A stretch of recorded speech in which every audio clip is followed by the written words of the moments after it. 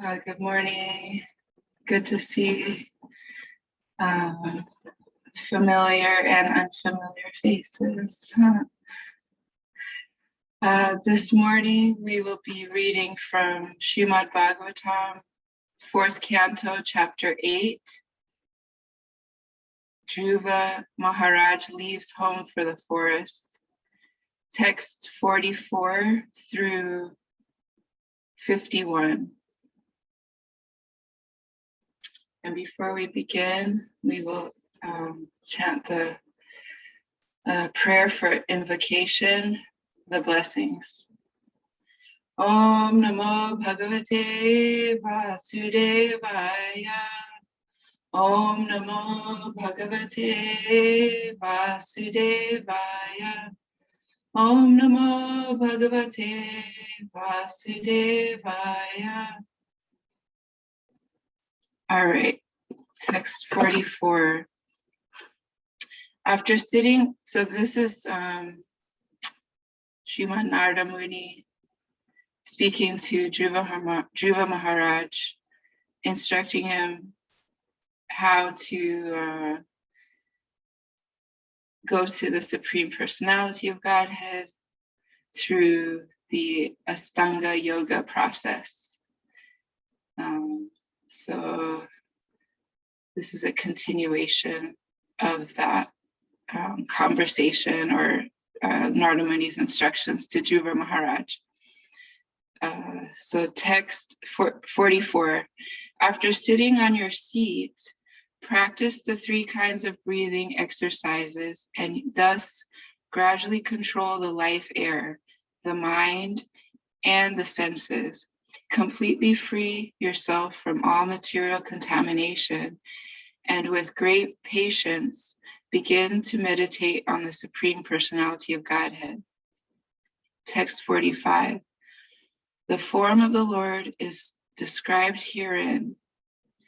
The Lord's face is perpetually very beautiful and pleasing in attitude. To the devotees who see him, he appears never to be displeased, and he is always prepared to award benedictions to them. His eyes, his nicely decorated eyebrows, his raised nose, and his broad forehead are all very beautiful. He is more beautiful than all the demigods. Text 46. Narada Muni continued. The Lord's form is always youthful. Every limb and every part of his body is properly formed, free from defect. His eyes and lips are pinkish like the rising sun. He is always prepared to give shelter to the surrendered soul, and anyone so fortunate as to look upon him feels all satisfaction. The Lord is always worthy to be the master of the surrendered soul, for he is the ocean of mercy. Text 47. The Lord is further described as having the mark of Srivatsa, or the sitting place of the goddess of fortune, and his bodily hue is deep bluish. The Lord is a person. He wears a garland of flowers, and he is eternally manifest with 4 hands, which hold, beginning from the lower left hand, a conch shell, wheel, club, and lotus flower. Text 48. The entire body of the Supreme Personality of Godhead, Vasudeva, is decorated. He wears a valuable jeweled helmet, necklaces, and bracelets. His neck is adorned with the Kaustubha jewel, and he is dressed in yellow silk garments. Text 49. The Lord is decorated with small golden bells around his waist, and his lotus feet are decorated with golden ankle bells. All his bodily features are very attractive and pleasing to the eyes. He is always peaceful, calm, and quiet, and very pleasing to the eyes and the mind. Text 50. Real yogis meditate upon the transcendental form of the Lord as he stands on the whorl of the lotus of their hearts. the jewel-like nails of his lotus feet glittering. Text 51. The Lord is always smiling, and the devotee should constantly see the Lord in this form, as he looks very mercifully toward the devotee. In this way, the meditator should look toward the Supreme Personality of Godhead, the bestower of all benedictions. So I'll be speaking on text 46, and before I continue, I will chant the prayers for further blessings.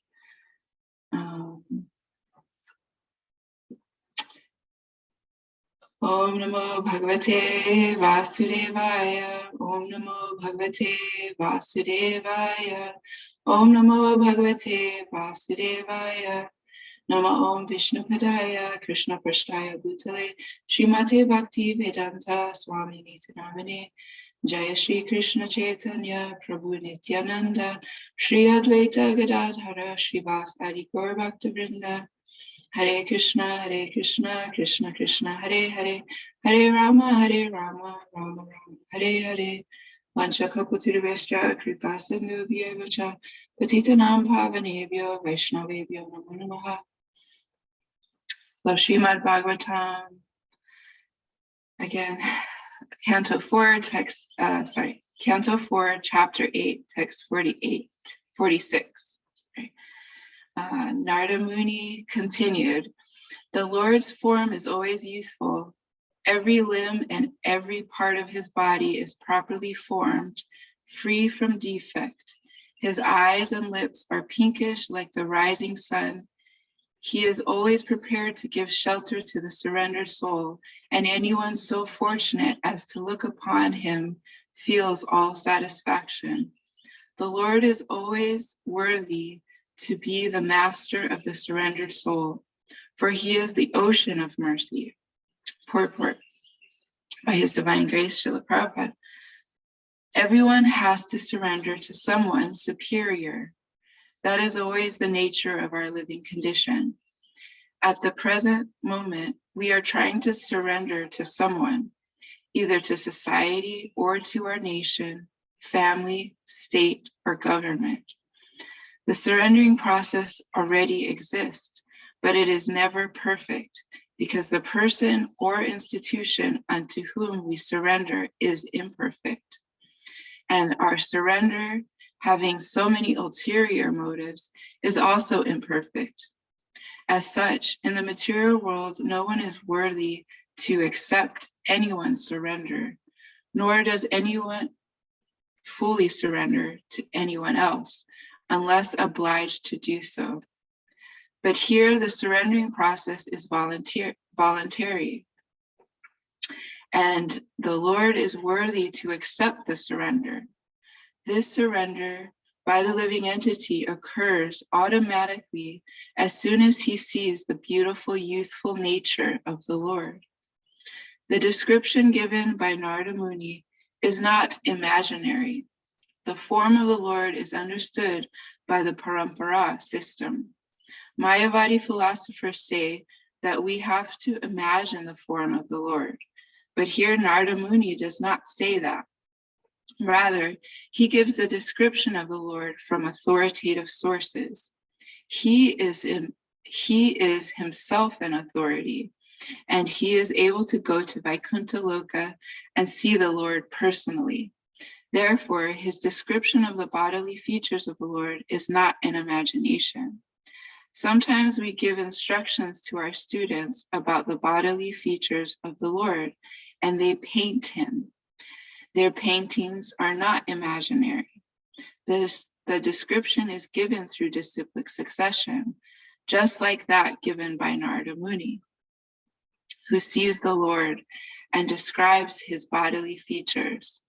Therefore, such descriptions should be accepted, and if they are painted, that is not imaginative painting. Jai Srila Prabhupada. So this is such a wonderful pastime of a dear Vaishnava devotee of the Lord who has become angry because there has been harsh words thrown on him by his stepmother, and his biological mother has instructed him to go to the Supreme Personality of Godhead to have his desires fulfilled. In the beginning, it seems that Dhruva Maharaj wants some sort of retaliation or justness bestowed upon him. Dhruva Maharaj wanted some justness, because of the hurt that he felt from the insults of his stepmother. And so his own mother, instructed him to go to the Supreme Personality of Godhead to find solace with that hurt. And then his divine grace, Narada Muni, comes to find Dhruva Maharaj, distraught. And Narada Muni first tells him, you're such a young boy, go home and do your, young child thing and play. And maybe when you're older, you can come back and do all these austerities to get, what you want. But for now, just be a kid, forget about that and just, have fun, basically, just live your life. And Dhruva Maharaj is so determined, and so determined and fixed on his mission, his goal. He says to Narada Muni, basically that, I respect you as an authority, and I know that your instruction is good for me in this regard, but I cannot accept it because I have this pain in my heart, and I basically want what I want, and if you can help me, then I can receive. If you can help me in this way, I can receive your instruction, but otherwise, I'm unable to receive it. So Narada Muni mercifully gives Dhruva Maharaj more poignant instruction in this way, in this direction that Dhruva Maharaj wants to go. So particularly this verse out of those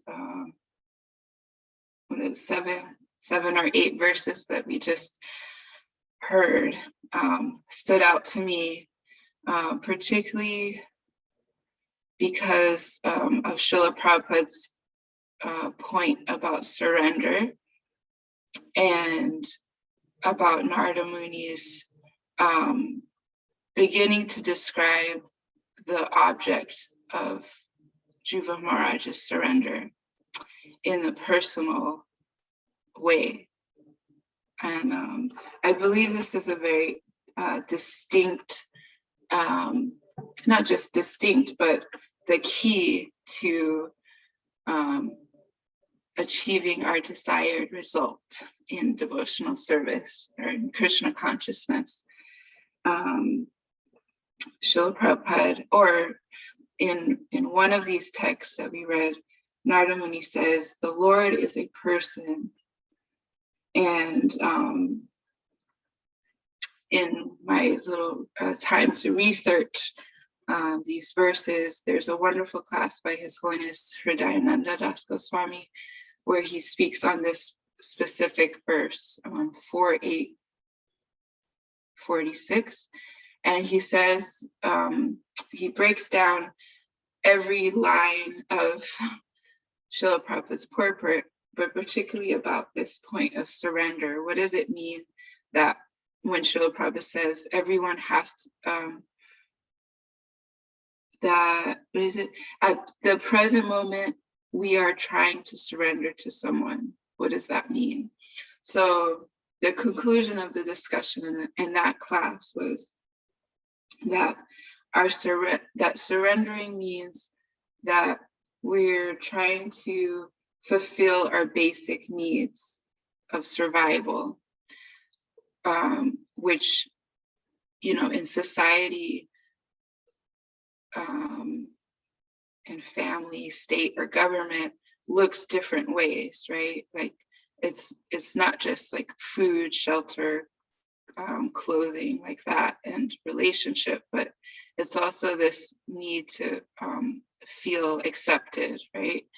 To feel or to be accepted. And in this regard, Narada Muni is saying the Lord is always worthy to be the master of the surrendered soul, for he is the ocean of mercy. So that struck me, that again, we want to repose our natural nature, right? Our nature of surrender to someone who's worthy, or something that's worthy of our surrender. And that is the Supreme Lord. And it's not just meaning the Lord is not an imagination or some idea or some or only a white light, right? But actually a person, right? And Krishna says this, or Srila Prabhupada says this many times throughout the Bhagavad Gita and Srimad Bhagavatam, that person means form, right? When we hear person, means we think of a form, we think of personality, right? All of you are here, have, a form and a personality, each one of you, that person, that form who is worthy of our surrender is Krishna, the Supreme Personality of Godhead. And Srimad Bhagavatam 4:8-45, that's the verse right before the one that we're speaking of right now. Srila Prabhupada says, one has to concentrate on the form of the Lord. Yeah. And then Bhagavad Gita 2:61, unless one is Krishna conscious, it is not at all possible to control the senses, right? So sometimes, not sometimes, but, to do anything, we have to focus on something, right? We have to focus on that thing that we're doing, whether it's hearing or observing something, right? And that means we're utilizing the sense, right? We're senses. So how do we focus our senses on nothing, right? If we on the void or just or light or something, in terms of a relationship, right? We can't have a relationship with nothing. We have relationships with a person. So we are being invited by our disciplic succession, Guru Parampara, to reinstate our relationship with the Lord, right? To have relationship with the Lord, and that is there's a nice passage in Srimad Bhagavatam 9:4-18-20. This is the pastime of Ambarish Maharaj, and it's described there how Ambarish Maharaj used all of his senses to remember the Lord and to concentrate his senses on the Lord. And Srila Prabhupada says that it's so interesting how Durvasa Muni, who is a great yogi and,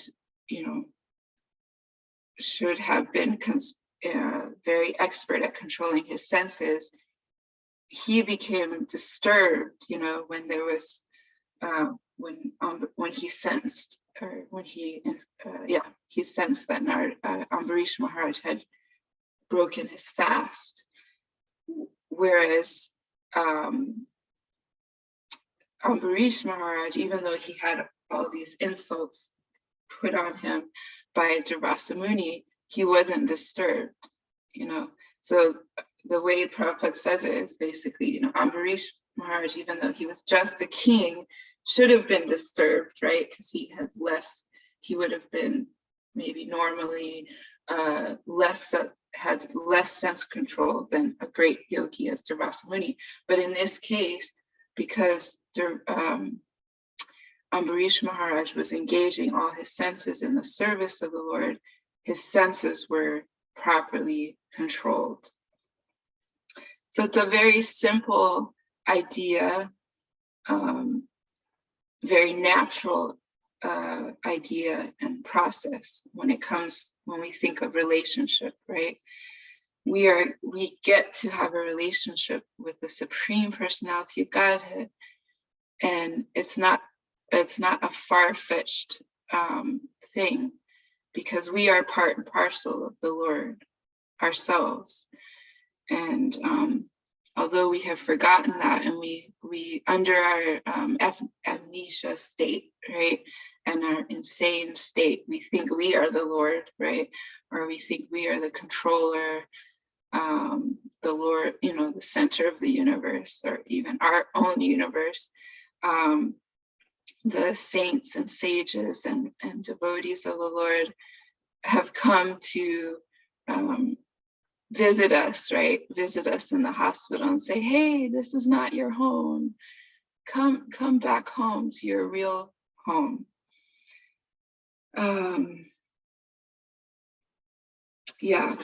the last point I wanted to make here regarding this text is that Bhagavad Gita 4th chapter, text 34, Tadvidi pranipatena pariprashnena sevaya upadekshanti te yanam gyaninas tadarshinam.